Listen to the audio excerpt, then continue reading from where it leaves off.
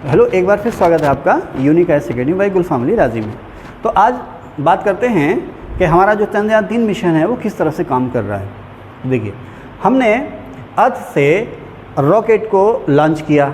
Rocket ने एक खास ऊंचाई पाई और उस ऊंचाई पर जाकर के एक मशीन को छोड़ दिया। ऊपर स्पेस में उस मशीन को छोड़ दिया। रॉकेट अपना काम किया और रॉकेट जो है वो अलग हो गया। उसने दूसरी मशीन को छोड़ दिया। उस मशीन का कंट्रोल हमने धरती से अपने हाथ में ले लिया। कंट्रोल का मतलब क्या है कि कब उसका इंजन बंद करना है, कब चालू करना है, कब उसका डायरेक्शन बदलना है, कब उसको हाइट देनी है, कब उसकी स्पीड बढ़ानी है, कब उसकी स्पीड घटानी है। ये सारा का सारा काम जो है हमने अपने हाथ में ले लिया। उस मशीन में ख़ास किस्म के सेंसर और कंप्यूटर लगे हुए हैं जिनसे हमारा संपर्क हो रहा है। मॉडर्न आर्टिफिशियल इंटेलिजेंस से वो काम कर रहे हैं। जो छोटी मोटी दिक्कतें होती हैं वो खुद ही सुलझा लेते हैं, बाकी हम नीचे से उनको लगातार डायरेक्शन दे रहे हैं। इसके अलावा उनमें कुछ खास किस्म के सॉफ्टवेयर प्रोग्राम भी इंस्टॉल हैं जिससे वो काम कर रहे हैं। ठीक है, तो रॉकेट ने एक खास ऊंचाई पर जाकर के उस मशीन को छोड़ दिया। जिस मशीन को छोड़ा उसको हमने नाम दिया प्रोपल्शन मॉड्यूल। इसको मीडिया में बहुत कम बताया गया। प्रोपल्शन मॉड्यूल का मतलब क्या है? वो रॉकेट या वो मशीन जो अपने साथ लेकर के गई है लैंडर और रोवर को। आप देखिए, यहाँ ध्यान दें कि ये प्रोपल्शन मॉड्यूल है। ये प्रोपल्शन मॉड्यूल है जिसे रॉकेट ने खास ऊंचाई पर जाकर के आसमान में छोड़ दिया, अंतरिक्ष में छोड़ दिया। इसी के अंदर लैंडर है और लैंडर के अंदर जो है वो रोवर है। ध्यान रखना, ये प्रोपल्शन मॉड्यूल, उसके अंदर लैंडर और उसके अंदर जो है वो रोवर। अब हमने जब धरती से उसको छोड़ा, रॉकेट अलग हो गया और रॉकेट अलग होकर के बाद इसने यहाँ पर पहले धरती के चारों ओर फिर चांद के ओर चारों ओर जाकर के चक्कर काटने शुरू कर दिए। अब ये जो प्रोपल्शन मॉड्यूल है चांद के चारों ओर एक खास ऊंचाई पर जाकर के इसका क्या काम है? इसका काम है इसने लैंडर को अलग कर दिया। जो लैंडर आप देख रहे हैं ना, लैंडर को इसने अलग कर दिया। अब लैंडर को अलग करने के बाद इस प्रोपल्शन मॉड्यूल को भी हमने उपयोगी बनाया है। देखो, आमतौर पर आपने सुना होगा ना, अंतरिक्ष में कचरा। अंतरिक्ष में कचरे का मतलब समझते हैं?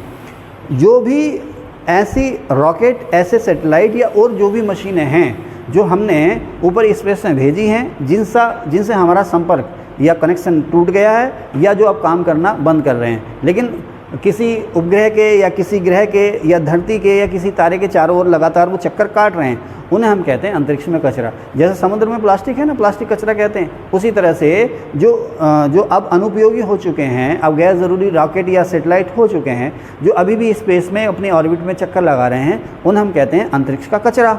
तो भारत का जो मिशन था ये बहुत ही खास है। इस मिशन के द्वारा मैंने अपनी पिछली क्लास में चंद्रयान 3 पे जब पढ़ाया तो मैंने आपको बताया भी कि चंद्रयान 3 मिशन को जो रॉकेट लेके गया है उसे हमने भटकने के लिए नहीं छोड़ा है। हम उसे धीरे धीरे नीचे लेकर आ रहे हैं। जो रॉकेट था, पिछली क्लास में आप देखेंगे तो बाहुबली जो रॉकेट है जो चंद्रयान 3 मिशन को लेके गया है, जिस ऊंचाई पर हमने उसको छोड़ा था उसको हमने वहाँ पर आवारा नहीं छोड़ा है, भटकने के लिए नहीं छोड़ा है।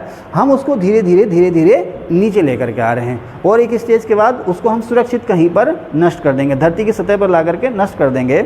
ये जो मिशन है या उस रॉकेट को जो हम लेकर आ रहे हैं, ये भविष्य के उन प्रोग्रामों का हिस्सा होगा कि एक बार आपने रॉकेट या सैटेलाइट को भेजा ऊपर आसमान में, उसको फिर आपने वापस पा लिया या नीचे ला करके उसको नष्ट कर दिया, जिससे कि अंतरिक्ष में ज़्यादा से ज़्यादा कचरा जमा ना हो सके। चलिए आगे चलते हैं अपने मुद्दे पर। तो प्रोपल्शन मॉड्यूल को हमने एक खास जगह छोड़ा। प्रोपल्शन मॉड्यूल को अब एक बंद पॉकेट समझ सकते हैं, एक मशीन समझ सकते हैं। उस प्रोपल्शन मॉड्यूल में लैंडर था और लैंडर में रोवर था। अब यहाँ पर प्रोपल्शन मॉड्यूल को ला करके हमने छोड़ा। यहाँ पर प्रोपल्शन मॉड्यूल ने लैंडर को नीचे चांद की तरफ को जाने के लिए कह दिया। अब इस प्रोपल्शन मॉड्यूल का भी हमने इस्तेमाल किया है। इस्तेमाल ये है कि ये चांद के कक्षा के चारों ओर लंबे समय तक चक्कर काटता रहेगा, चांद के चारों ओर चक्कर काटता रहेगा और इसका इस्तेमाल हम करेंगे। इसमें खास किस्म के सेंसर और बहुत ही हाई डायमेंशन के कैमरा इसमें लगे हुए हैं जो दूर अंतरिक्ष से आने वाले तरह तरह की प्रकाश तरंगों को, रेडिएटिव तरंगों को पकड़ेंगे और जो भी गहरे अंतरिक्ष में या दूर अंतरिक्ष में जो भी सूचनाएं इनको मिलेंगी उसको कलेक्ट करेंगे, कलेक्ट करके धरती को भेजेंगे और उससे हम स्पेस में नई किस्म की रिसर्च करेंगे। ये जो प्रोपल्शन मॉड्यूल है नई आकाश गंगाओं को, नए तारों को, नए ग्रहों को खोजने में मदद करेगा। समझ रहे ना? लेकिन ये जो प्रोपल्शन मॉड्यूल है हमारा, अब इसका लैंडर या रोवर से कोई नाता नहीं है। ओके, अब जो हमारा प्रोपल्शन मॉड्यूल है उसने लैंडर को छोड़ दिया, लैंडर को हमने कंट्रोल किया और धीरे धीरे, आप लोग सब पढ़ ही रहे हैं, धीरे धीरे हमने चांद की कक्षाओं को घटाना शुरू किया। चांद की कक्षाओं को घटाने का मतलब ये है कि जो लैंडर चांद के चारों तरफ घूम रहा था, हमने उसको धड़ाम से नीचे नहीं फेंक दिया। हम क्या कर रहे हैं, उससे कह रहे हैं चांद के चारों ओर अब यहाँ घूमो, फिर यहाँ घूमो, फिर यहाँ घूमो, फिर यहाँ घूमो। धीरे धीरे धीरे धीरे हम उसको नज़दीक लेते आए हैं। फिर 25 किलोमीटर की ऊंचाई पर जब हमारी ये मशीन, जिसे हम लैंडर कह रहे हैं, लैंडर को नाम क्या दिया हमने, विक्रम। जब विक्रम लैंडर 25 किलोमीटर की ऊंचाई पर आ गया है, फिर उसको हमने नीचे उतारना शुरू किया। पहले तो हमने उसकी जो ऊंचाई है धीरे धीरे धीरे धीरे गोल गोल हमने कम की है। 25 किलोमीटर जब वो चांद की सरफेस से ऊपर रह गया, फिर हमने उसको वर्टिकल नीचे लाना शुरू किया। इसकी बात अभी बाद में करेंगे। तो अब लैंडर प्रोपल्शन मॉड्यूल अलग हो गया, उसका कोई नाता नहीं रहा। लैंडर जब आया नीचे और चांद की सतह पर उतरा, सॉफ्ट लैंडिंग हुई, तो उसके कुछ समय बाद लैंडर के दरवाजे खुले। लैंडर के दरवाजे खुले और इस तरह से वो उसमें से एक रास्ता बना और उसमें से उतरा हमारा रोवर प्रज्ञान, जो कि इस मिशन का सबसे इम्पोर्टेंट पहलू है, या इस मिशन का सबसे इम्पोर्टेंट औजार है। देख रहे हैं ना। तो हमने रॉकेट लॉन्च किया, रॉकेट एक खास ऊंचाई पर गया, उसने प्रोपल्शन मॉड्यूल को छोड़ दिया। प्रोपल्शन मॉड्यूल एक खास दूरी, एक खास ऊंचाई तक गया, उसने लैंडर को छोड़ दिया। लैंडर की सॉफ्ट लैंडिंग हुई सरफेस पर, और सरफेस पर आने के बाद लैंडर से निकला रोवर। अब देखें ये कैसे काम करेंगे। प्रोपल्शन मॉड्यूल का तो मैंने आपको बता दिया, वो अपने काम धंधे में लगा रहेगा, उससे अब उसका कोई नाता नहीं है। उसने कहा भाई मैंने जहाँ तक जाना था चला गया, अब तुम जानो, तुम्हारा काम जाने। अब लैंडर जो है वो एक ही जगह पर खड़ा हुआ है। लैंडर में पहिए नहीं है, लैंडर विक्रम जो है उसमें पहिए नहीं है, उसमें 4 टांगे हैं, और उसको हमने धीरे धीरे सीधा किया और नीचे आकर के वो रुक गया, एक ही जगह पर खड़ा हुआ है वो। लेकिन उसका दिमाग, उसके सारे सिग्नल लगातार काम कर रहे हैं, और वो किसके संपर्क में है, वो 2 लोगों के संपर्क में है, 2 मशीनों के संपर्क में है, एक रोवर के और दूसरा ऑर्बिटर के। ये ऑर्बिटर क्या है, ऑर्बिटर ऑर्बिट में घूमने वाला। आपको ध्यान है 2019 में हमने चंद्रयान 2 लॉन्च किया था, तो जब चंद्रयान 2 लॉन्च किया था तो उसमें ऑर्बिटर भी था। तो चंद्रयान 2 उतरते हुए क्रैश हो गया था, लेकिन ऑर्बिटर जो है वो लगातार काम कर रहा है। ये ऑर्बिटर को किस लिए डिज़ाइन किया गया है, ऑर्बिटर को ऊपर आसमान में चांद के चारों तरफ किस लिए भेजा गया, विमल बताएं। ऑर्बिटर का इसमें क्या रोल होगा, आप बताएं। हाँ ठीक है, शाबाश। तो ऑर्बिटर का जो रोल है, ऑर्बिटर लगातार चांद के चारों तरफ घूम रहा है। ऑर्बिटर जो है संपर्क में है लैंडर के, ऑर्बिटर और लैंडर दोनों आपस में जुड़े हुए हैं, और लैंडर संपर्क में है रोवर के। रोवर का क्या काम है, खुदाई करना। रोवर खुदाई कर रहा है चांद की सतह की। अच्छा, किस लिए खुदाई कर रहा है, चांद की सतह को जब खोदेगा तो वो वहाँ पर देखेगा। ध्यान रखना, अगर आप यूपीएससी या स्टेट पीसीएस का मेंस देंगे तो उसमें ये आपको बहुत काम आने वाला है। रोवर चांद की जो सतह है उसकी खुदाई करेगा। भाई आप देखें ना, जैसे एक किसान होता है, आप इसको ऐसे समझो कि सरकार ने मृदा स्वास्थ्य कार्ड योजना चलाई है, सॉयल हेल्थ कार्ड स्कीम चलाई है। क्या है वो सॉयल हेल्थ कार्ड स्कीम? उसमें यह है कि सरकारी कर्मचारी जाते हैं खेतों में, मिट्टी के नमूने, किसान की ज़मीन के मिट्टी के नमूने इकट्ठे करते हैं, उन नमूनों को लैब में ले जाते हैं, लैब में ले जाकर के देखते हैं कि इसमें कौन सा खनिज पदार्थ कम है या कौन सा ज़्यादा है, इसमें किस चीज़ की कमी है, किस चीज़ जो है ज़्यादा है। तो जो ज़्यादा चीज़ है उसे मत डालो, और किसी चीज़ की अगर कमी है तो किसान को बताया जाता है कि भाई आप ये कम, मिट्टी एसिडिक है या सेलाइन है, मिट्टी माने खारी है या मिट्टी नमकीन है, क्षारी है, मिट्टी चिकनी है, बारीक है, बालू, इसमें सिंचाई कितनी चाहिए, इसमें खाद कितनी चाहिए, सारा का सारा जो है काम जो है मिट्टी को जांचने के बाद किया जाता। तो यहाँ तो हम लोग कर रहे हैं मिट्टी की जांच। अब वहाँ तो जा नहीं सकते हम, चांद की सतह पर तो हम जा नहीं सकते, अभी भविष्य में जाएंगे, हमारा मिशन जाएगा, वो खुद जाकर खुदाई करेगा, नमूने देखेगा, अभी टेस्ट भी करेगा। लेकिन तब तक के लिए हमने क्या किया है, रोवर से कहा भाई देख तू एक काम करना है, वहाँ जाकर के मिट्टी को खोदना। अच्छा, रोवर को हमने अच्छा खासा दिमाग भी दिया है, उसमें ऑनबोर्ड कैमरा लगा हुआ है, आर्टिफिशियल इंटेलिजेंस से लेस है वो आर्टिफिशियल इंटेलिजेंस से मतलब उसका, तभी तो उसको नाम दिया ना प्रज्ञान, है ना, बुद्धिमान है वो, हम आपसे ज़्यादा कहीं बुद्धिमान है। उसको खोदने के लिए उसको जो हाथ दिए गए हैं, थोड़ी थोड़ी सी वो खुदाई कर रहा है, धीरे धीरे चल रहा है, जैसे चींटी रेंगती है ना, इस तरह से रेंग रहा है। 1 सेकंड में 1 सेंटीमीटर की दूरी वो जा रहा है, लगातार वो बेचारा खुदाई कर रहा है। वो आराम नहीं करेगा, 24 घंटे वो काम करेगा, खुदाई करेगा, नमूने लेगा, और नमूने लेने के बाद उसमें जो भी सेंसर और जो भी कंप्यूटर लगे हुए हैं उनकी जांच करने के बाद देंगे लैंडर को। लैंडर को देंगे, लैंडर उसको इकट्ठा करेगा। अच्छा लाओगे लाओगे, क्या क्या क्या है, क्या है, अच्छा ये है, चलो लाओ। लैंडर उसको इकट्ठा करेगा, लैंडर ये सारा डाटा तुरंत ऑर्बिटर को भेजेगा। ऑर्बिटर इसीलिए घूम रहा है, ऑर्बिटर के बिना ये मिशन अधूरा है। ऑर्बिटर इसीलिए घूम रहा है कि रोवर ने डाटा दिया लैंडर को, लैंडर ने ऑर्बिटर को, और ऑर्बिटर ने इधर वो डाटा इंडिया में जो भी सेंटर है कंट्रोलिंग अथॉरिटी उसको भेज दिया। अब हमारे यहाँ जो ज़मीन पे देश में हमारे जो साइंटिस्ट बैठे हैं वो उस डाटा को, उस फोटो को देख करके, उनके पास भी आजकल के आधुनिक कंप्यूटर हैं, आर्टिफिशियल इंटेलिजेंस से जुड़े हुए कंप्यूटर हैं, वो देख करके उन नंबरों को चेक करेंगे और चेक करने के बाद देखेंगे भाई यहाँ पर क्या है, क्या ढूंढ रहे हैं वहाँ पर। हम ये देख रहे हैं कि वहाँ पर जो महंगी धातुएं हैं, यूरेनियम, प्लेटिनम जैसी महंगी धातुएं, हीलियम 3 जैसे रेयर अर्थ या दुर्लभ खनिज, इसके अलावा सोना चांदी जैसे खनिज वहाँ पर हैं। ऐसे मूल्यवान खनिज वहाँ पर हैं क्या, जो अव्वल तो धरती पर बहुत कम मिलते हैं, और अगर मिलते भी हैं तो उनकी खुदाई करना बहुत ही मुश्किल है। क्यों हर रहे हैं हम चांद पर जाने की होड़, बहुत सारी वजह हैं, अभी बताता हूँ उसके बारे में। तो ये तो सिस्टम ये है कि प्रोपल्शन मॉड्यूल अपना काम कर रहा है, रोवर खुदाई कर रहा है, खुदाई करने के बाद लैंडर को डाटा दे रहा है, लैंडर ऑर्बिटर को डाटा दे रहा है, और ऑर्बिटर जो है वो नीचे ज़मीन में वो डाटा कम्युनिकेट कर देता है। ठीक है साहब। अब हम ये कह रहे हैं कि भारत का जो मिशन है सबसे खास है। क्यों है खास? भारत का जो मिशन है वो सबसे खास है। क्यों है ऐसा, क्यों है खास?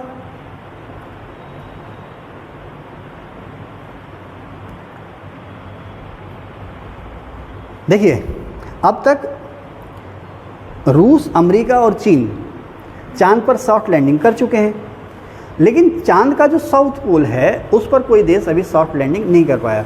कहते हैं कि वो चांद का जो साउथ पोल है वो अभी भी अबूझ पहेली है, अनजान है, जिसके बारे में हम बहुत कुछ जानते नहीं हैं। अच्छा, अखबारों में पढ़ता हूँ कि चांद का जो साउथ पोल है वहाँ पर हमेशा अंधेरा रहता है ना, ऐसी बात नहीं है। चांद का एक दिन कितने, धरती के एक दिन के कितने बराबर होता है? चांद का जो एक दिन है धरती के एक दिन कितने बराबर होता है? 14 दिन के, है ना। तो वहाँ जैसे हमारे यहाँ जो है 12 घंटे का दिन और 12 घंटे की रात होती है आमतौर पर, तो धरती के दिनों की अगर आप तुलना करें तो चांद पर 14 घंटे का दिन और 14 घंटे की रात होती है। इसका मतलब क्या है कि चांद का एक जो पोल है, नॉर्थ पोल या साउथ पोल, एक पोल 14 दिन, धरती के 14 दिन सूरज के सामने रहेगा और 14 दिन जो है सूरज से पीछे रहेगा। दिन और रात ऐसे तो बोलते हैं भाई, धरती पर जो हिस्सा सूरज के सामने होता है वहाँ दिन होता है, जो सूरज के पीछे हो जाता है वो रात होती है। ठीक है ना।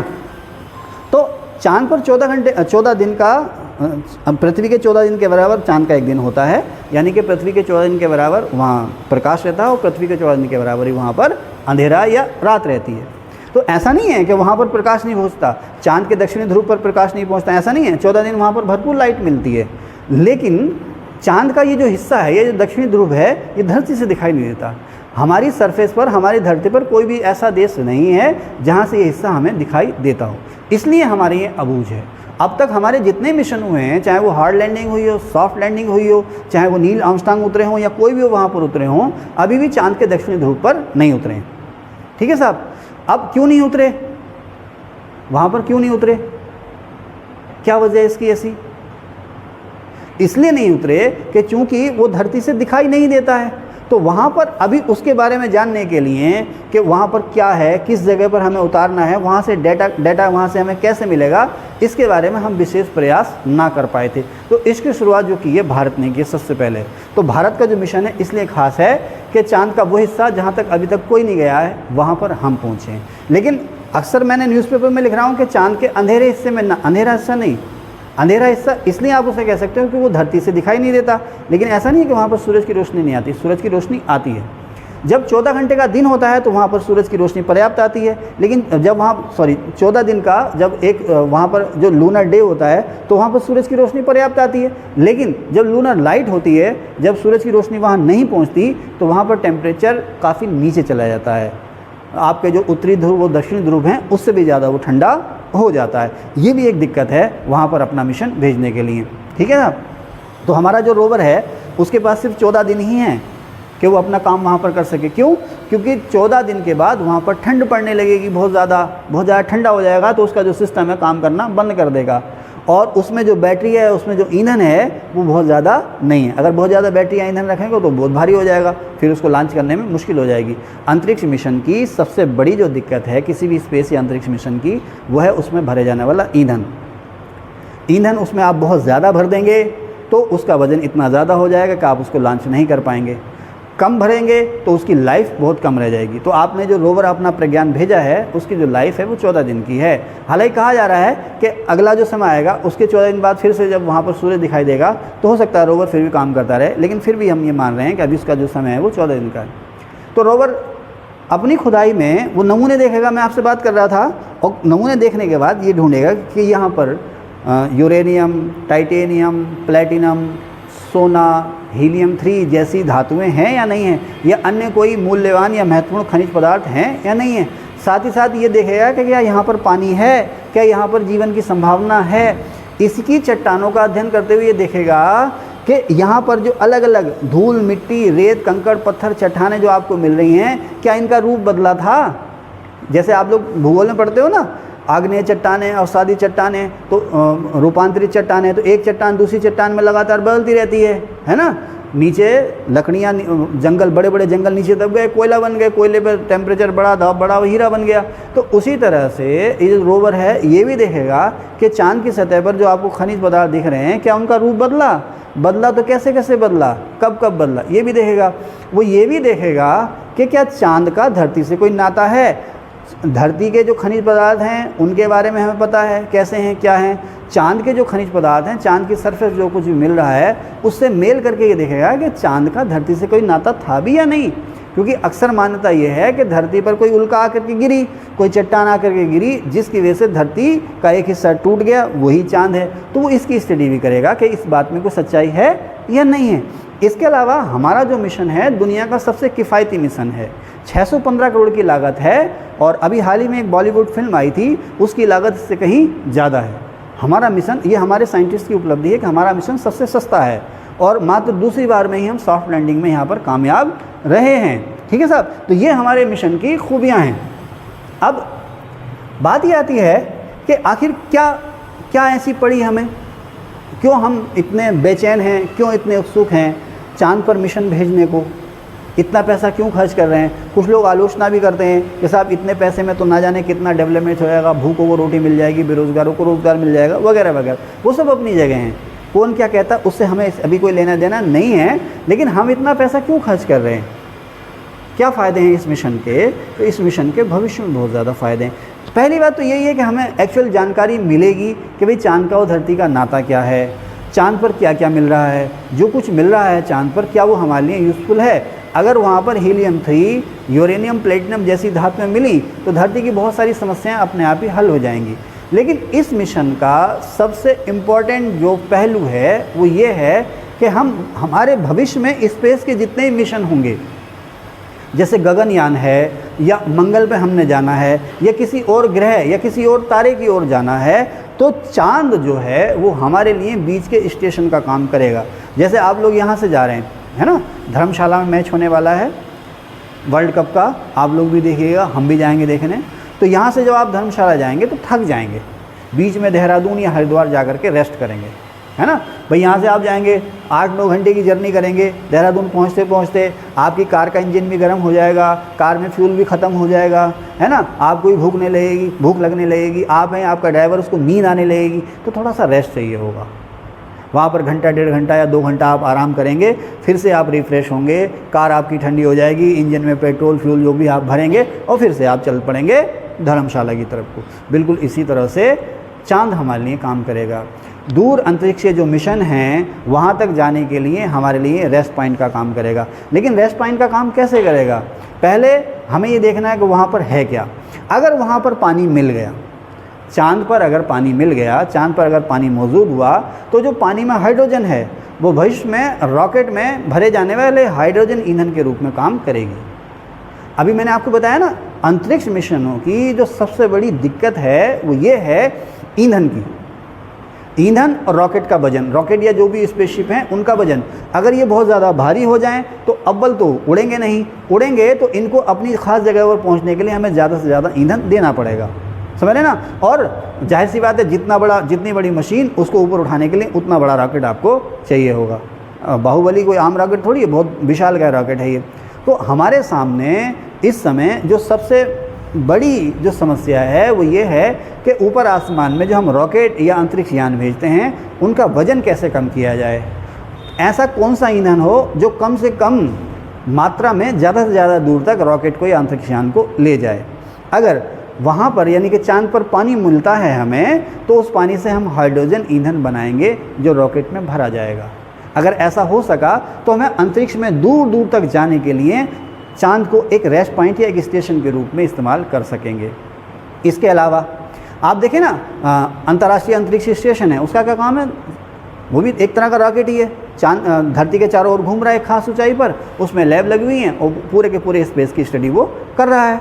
लेकिन अगर आप चांद पर अपना स्पेस स्टेशन बना लेते हैं, अभी आप देखें ना, ऊपर दूसरे स्पेस से, अंतरिक्ष से जो भी सिग्नल आ रहे हैं, उन सिग्नल को सही सही तरीके से पाने में जो हमारी अर्थ का एटमॉस्फेयर है ना, वही आपका आयनमंडल वगैरह, हमारी पृथ्वी का जो वातावरण है वो उसमें बाधा है। आप पुराने ज़माने के अगर रेडियो आपने सुने होंगे तो दिन और रात में जब अलग अलग दूर दूर के आसपास के रेडियो स्टेशन साफ बोलते थे, लेकिन जो दूर दूर के रेडियो स्टेशन थे उनमें आवाज़ के साथ साथ दूसरी आवाज़ें भी आती थी, पी पी पी, खर खर, इस तरह की आवाज़ आती थी ना। किसकी वजह से? हमारी जो अर्थ का एटमॉस्फेयर है, दूर स्टेशनों से जो सिग्नल आते थे उनको हमारे यहाँ सही तरीके से पहुँचने नहीं देता था। इसके अलावा जैसे आप DTH का इस्तेमाल करते हैं, डायरेक्ट टू होम, है ना, छतरी वाली डिश है ना, उसका जब आप इस्तेमाल करते हैं तो आप देखेंगे अगर आंधी आती है या बारिश होती है तो सिग्नल नहीं आते। आप ऑन करते हैं, उसमें लिखते हैं आपके सेट टॉप बॉक्स को सिग्नल नहीं मिल रहा है, कृपया मौसम के सही होने का इंतज़ार करें, वगैरह वगैरह ना, कृपया अपनी तारें जांच लें या मौसम के सही होने का